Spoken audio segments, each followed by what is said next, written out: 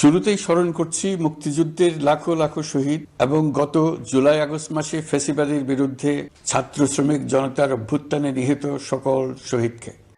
অন্তর্বর্তী সরকারের ১০০ দিন উপলক্ষে জাতির উদ্দেশ্যে ভাষণ শুরু করেছেন প্রধান উপদেষ্টা ডক্টর মোহাম্মদ ইউনূস। আজ রবিবার সন্ধ্যা ৭টায় ভাষণ শুরু করেন প্রধান উপদেষ্টা। ভাষণের শুরুতে দেশবাসীকে সালাম জানান প্রধান উপদেষ্টা। পাশাপাশি মুক্তিযুদ্ধের লাখ লাখ শহীদ এবং গত জুলাই আগস্ট মাসে ফ্যাসিবাদের বিরুদ্ধে ছাত্র শ্রমিক জনতার গণঅভ্যুত্থানে নিহত সকল শহীদদের স্মরণ করেন তিনি।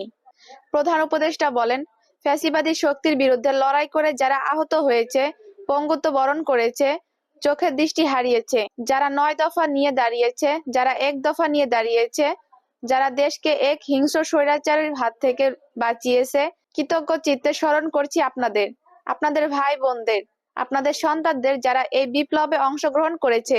জাতির উদ্দেশ্যে নেওয়া ভাষণে প্রধান উপদেষ্টা গত ১০০ দিনের সরকারে গৃহীত নানা পদক্ষেপ ও সংস্কার নিয়ে কথা বলছেন।